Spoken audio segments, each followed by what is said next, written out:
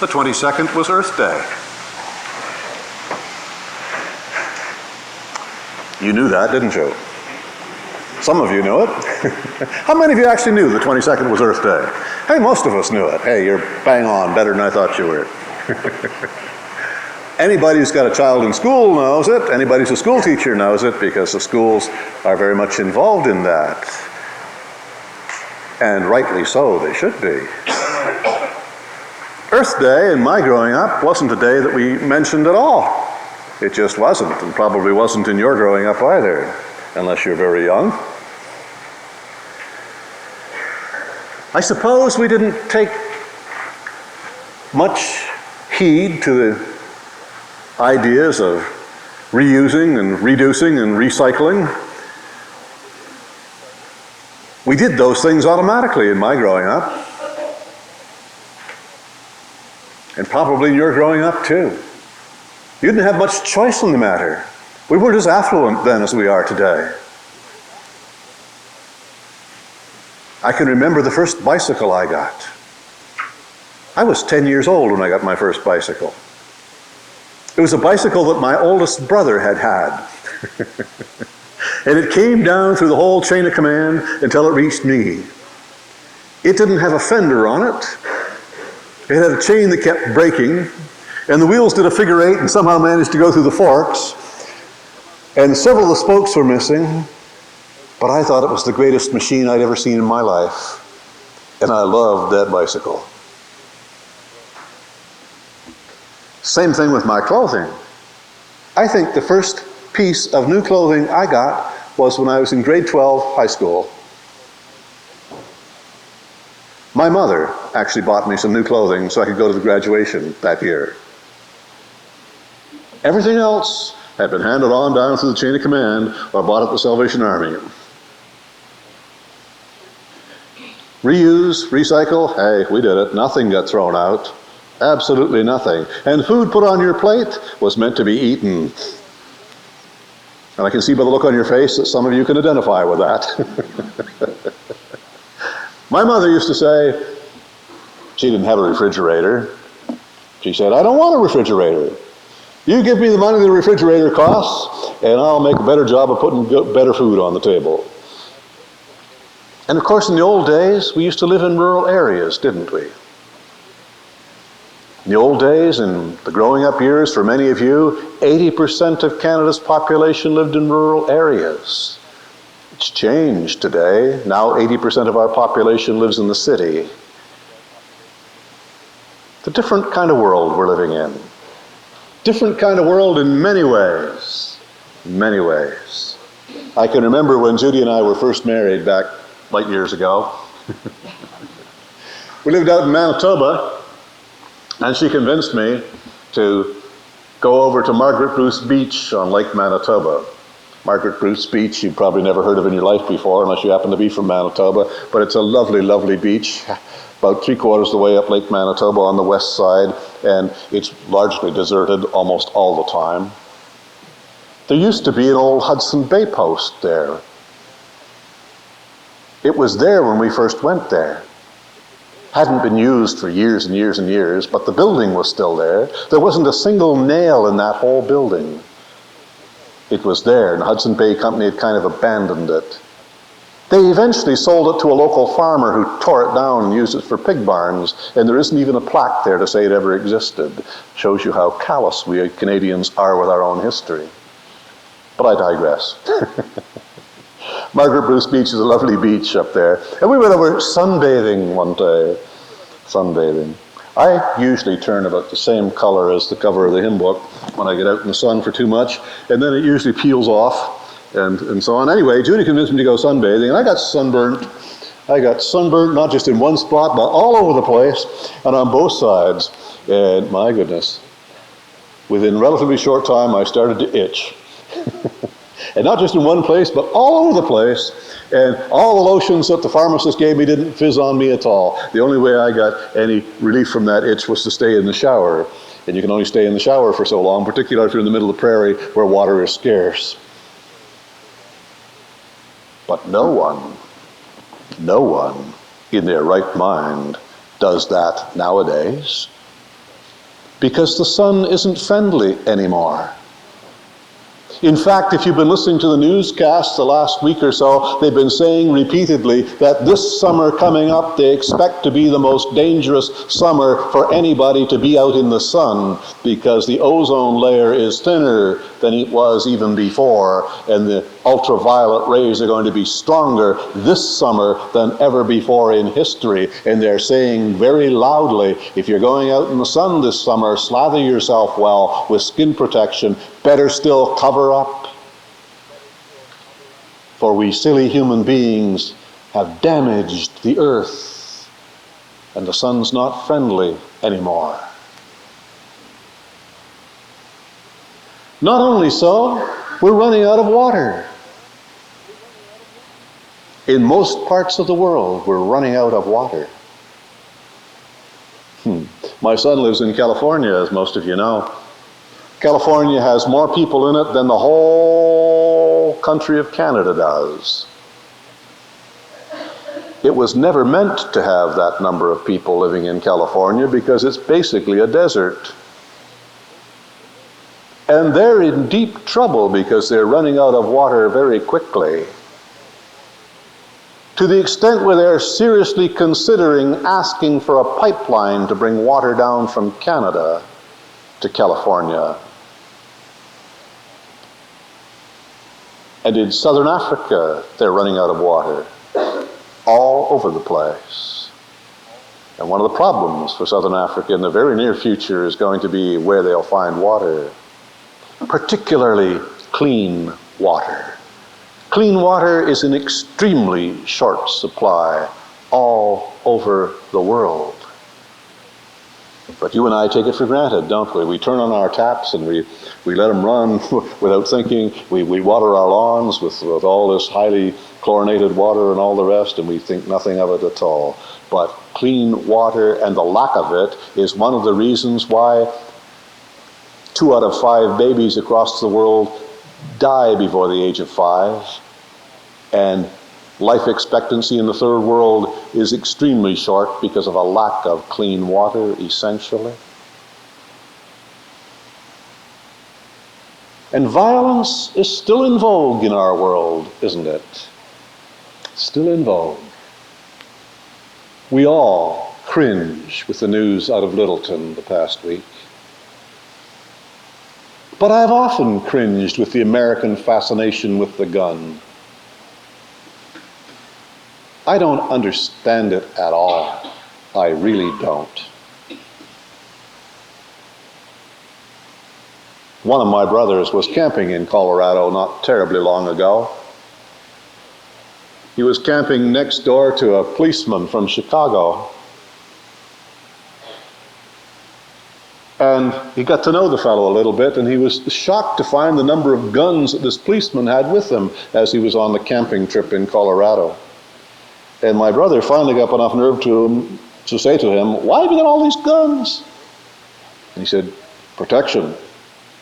My brother said, "Protection from what?" He said, "Anything and anybody." He said, "You think this is a lot of guns? You should see what I got back home. I got far more in my house back in Chicago." My brother said, "Would you actually use it?" And he said, "Damn right I would. Somebody steps on my property back home in Chicago, I tell him to move once. If they don't move, he's dead." Bothers me deeply to hear anybody talk like that, but particularly an officer of the law. Raps Brown said it 30 years ago almost, didn't he? That violence is as American as apple pie.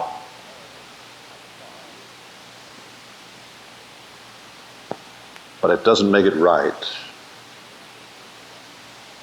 The Methodist Church in Michigan 3 years ago, at its annual conference, debated a motion asking the members of the Methodist Church in upstate Michigan to voluntarily hand in their handguns. It was a wild and woolly debate on the floor of conference in the Methodist Church, with several people saying, "If you're asking me to choose between my gun and the church, kiss the church goodbye. I opt for my gun." And these are Christians talking. At least they'd be insulted if you told them they weren't Christian. Our earth and its peoples are in trouble. That means you, and that means me, and that means everybody else with whom we inhabit planet Earth. And we Christians have a unique kind of responsibility towards the earth, it seems to me, because of who we are and what we say we believe. We call God Father, or you can call God Mother if you want to, but in some sense a loving, caring being who cares infinitely about creation and everything in it. I know the weakness of calling God Father because some fathers are not worthy of the name, but I like that personal identification with God that Jesus stressed when he said Abba. Abba isn't really translated by father, it's translated by daddy. Daddy. Somebody who knows me intimately, someone who loves me completely, someone I can go to in utter confidence, trust, and know that I'll be accepted and heard and listened to and forgiven if I need to be forgiven. But how can anybody say, God is my Father, and not realize that we have a responsibility for our brothers and sisters and the rest of life with which we share the planet? Christian response to Earth Day should not be out of fear, but should be out of love. We love God, we love ourselves, we love our neighbor, and we love God's world. And one of the sins of the church down through the centuries is that somehow we've misinterpreted what Michael read for us this morning from Genesis. Somehow we've got the silly idea that God gave us creation to use and abuse any old which way we please. And that's not what he did at all. God put human beings in a garden and said, tend it, look after it. I hold you responsible for it. And any good gardener knows that you're to make it better than when you found it. To make it a better place than the way you found it. Spelling it out in the basics, people. You and I can do a much better job than we're doing. And we can't look to people in Queen's Park, or we can't look to people in Ottawa and say, they've got to do it. It begins with the likes of you and me and how we live our life. Most of us produce far too much garbage. We do it right here at St. John's.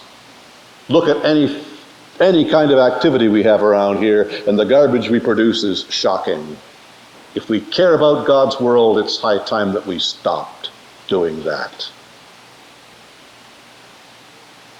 If we care about God's world, maybe it's time that we stop pouring poisons all over our lawns so that our lawn can look nice and green without caring about the groundwater that's underneath that lawn and is being poisoned for the rest of the world.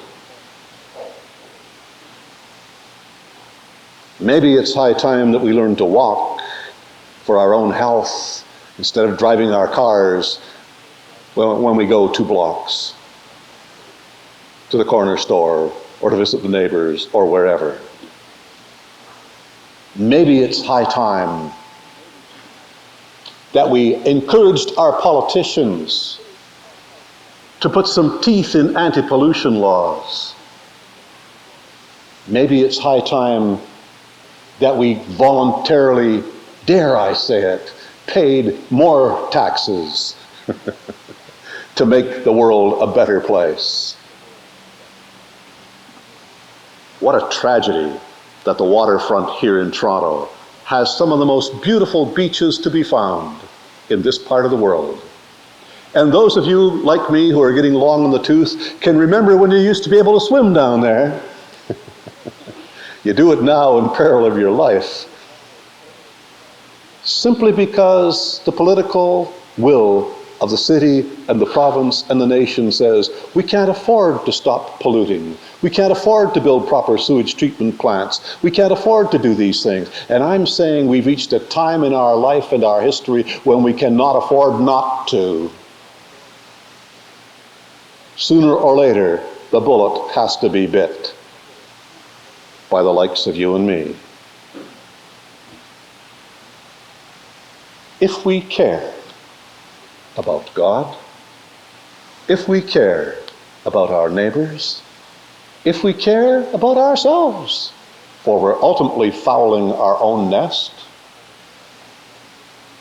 and if we care about the future of our children and our grandchildren, then in the name of the Father, let's do something.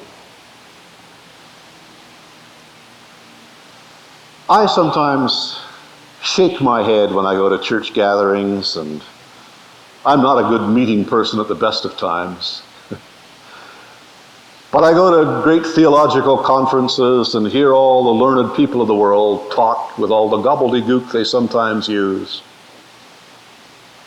My favorite phrase is, no matter what the debate is about, I sometimes will say to people, you know, this all depends on the demythologization of the eschatological significance of the parousia, according to the apostolic didache and kerygma. And there are people who like to use that kind of language, and it means something, if you know what it means. But it's in-house theological talk. I prefer a little ditty that I learned years and years ago when I was a Boy Scout. Just a few little poetry lines, and it says this: I sought my soul. In my soul I could not see. I sought my God, and my God eluded me. I sought my brother, and I found all three. To get tuned in to the environmental movement is a conversion experience, as powerful as any religious conversion experience. But when you do, you see life through new eyes. For God's sake, for your sake, and for mine, let's pray.